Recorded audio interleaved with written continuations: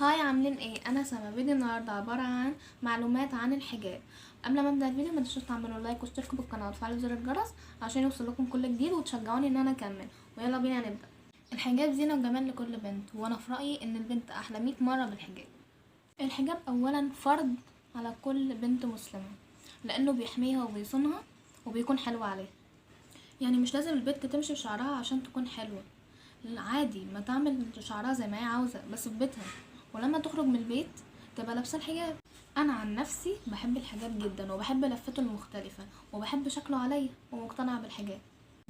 الحجاب هو رضا لربنا سبحانه وتعالى، وبيكون شكله حلو على البنت وبيخليها مهذبة وشكلها جميل، وكمان بتقدري تفنني فيه براحتك زي ما انت عاوزة، وكمان شكله بيبقى احلى على اللبس من الشعر.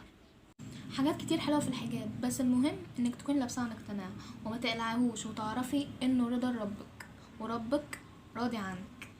وبس كده يكون فيديو النهارده خلص. اتمنى يكون عجبكم وحبيتوه واستفدتوا منه، ولو عجبكم ما تنسوش تعملوا لايك وتشتركوا بالقناه وتفعلوا زر الجرس عشان يوصلكم كل جديد. وبس، مع السلامه.